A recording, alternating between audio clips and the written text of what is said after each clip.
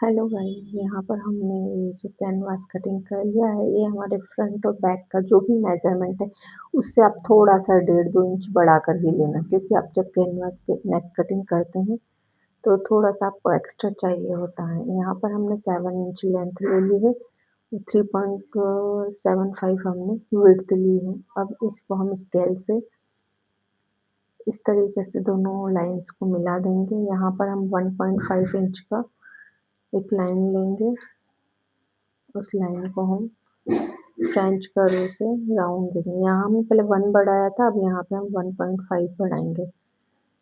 अब यहाँ इसको हम इस तरीके से राउंड शेप दे देंगे फ्रेंच कर्व से।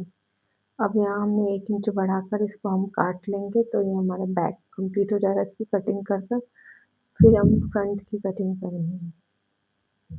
फ्रंट की कटिंग आप करने के लिए हमको सेम विड्थ यही चाहिए कि लेंथ आपको जितनी नेक की लेना है उतनी ले सकते हैं। हम यहाँ पे 8.5 हम नेक की लेंथ लेंगे, तो 9 इंच के समथिंग हम लेंगे, क्योंकि ऊपर से हमारा सिलाई में भी जाएगा शोल्डर से। अगर आप हल्का सा यहाँ पे हमको कर्व सा चाहिए तो आप क्या करेंगे, हाफ पर पहले फ्रेंच कर्व रख लेंगे और फिर ऊपर हाफ पर रख लेंगे, और हल्का हल्का कर्व आप शेप दे सकते हैं जैसा चाहिए आपको। ज़्यादा कर्व चाहिए तो ज़्यादा भी दे सकते हैं, हमको हल्का सा कर्व चाहिए था। ऐसे फ्रेंच कर्व का हमने इस तरीके से कर्व देकर प्रॉपर हमने वी नेक बना लिया है। ये हमारा फ्रंट बनकर कंप्लीट हो गया है।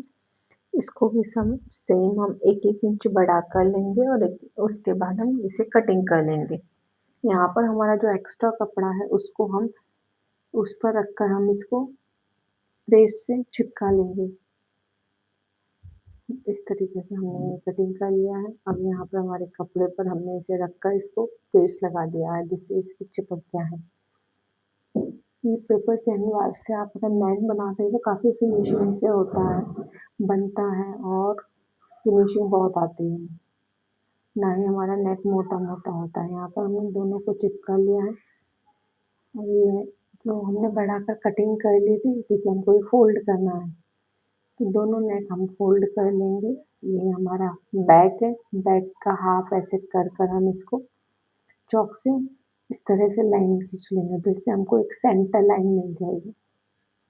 सेम इसी तरह हमको ऊपर से जो हमने नेक उसमें लिया था 4.25 इंच का, वही लेकर चौड़ाई में नॉच लगाना है, और इसको भी सेंटर से हमने इसे चॉक से ड्रॉ कर लिया।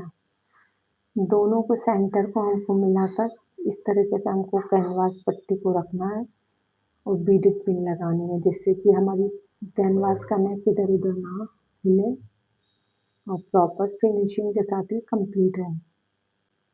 यहाँ पर आप जो भी स्टिच लगाएंगे वो ना कैनवास के ऊपर जाने चाहिए और ना ही ज़्यादा कैनवास से बाहर आने चाहिए। बिल्कुल जहाँ कैनवास एंड है वहीं पर स्टिच चलनी चाहिए। यहाँ पर आप हाफ इंच या फिर 2.5 इंच बढ़ाकर कटिंग कर लीजिए, और उसके बाद यहाँ पर हम नॉचेस लगा लेंगे और कट लगा लेंगे। इस पर हम दबाने वाली मशीन लगाएंगे। सारी सिलाई हमारी कैनवास की पट्टी की तरफ आनी चाहिए।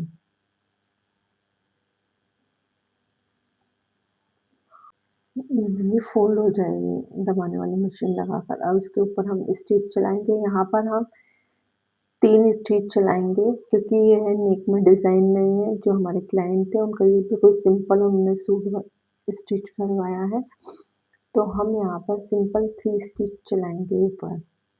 आप 2 भी चला सकते हैं, 3 भी चला सकते हैं, आपकी इच्छा है। आप चाहें तो इसको तुरपाई भी कर सकते हैं।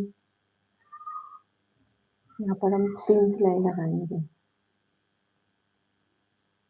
जो हम एज पर या किनार पर सिलाई लगाएंगे उसमें हम क्या करेंगे, पीछे हल्का सा हमारी उंगली को रखकर और फिर इसको ले लेंगे, ताकि ये रेयॉन फैब्रिक है। रेयॉन फैब्रिक में क्या होता है, गला फैलता है, तो अब ये थोड़ा सा गला फैलेगा नहीं और बाहर नहीं जाएगा। यहाँ पर हमने सेम जैसे राउंड नेक बनाया था, इसी तरह हम वी नेक को भी इसी तरह हमारे फ्रंट में रखकर हमको बनाना है। सेम वही प्रोसेस है इसमें भी सेंटर से सेंटर को मिलाकर और जो हमारी विड्थ है विड्थ को विड्थ से मिलाकर हम यहाँ भी रेड पिन लगा लेंगे। ये भी हमारा कंप्लीट हो गया है। इसको हमने सेंटर से लिया था, जहाँ पर भी आपके कॉर्नर्स आते हैं, पॉइंट आते हैं, वहाँ पर हो सके तो आप है ना हाफ हाफ करके स्टिच लीजिए। इससे क्या होगा, आपका कॉर्नर या सेंटर इधर उधर नहीं होगा। यहाँ पर भी हम इस पे दबाने वाली मशीन लगाकर और फ्रंट में इसको पलट कर इस पे भी हम 3 स्टिच लगा लेंगे और ये हमारा नेक कंप्लीट हो गया है फ्रंट और बैक का। ऐसे आप प्लेन कपड़े में सिंपल कुर्ती नेक आराम से बना सकते हैं और पेपर कैनवास का यूज़ करके। और जो हमने ट्रिक बताई है उससे अगर आप बनाएंगे तो आपका गला बिल्कुल भी आपकी कुर्ती में इधर उधर आधा इंच भी नहीं होगा। ये हमारे चौक भी हमने कंप्लीट कर लिए।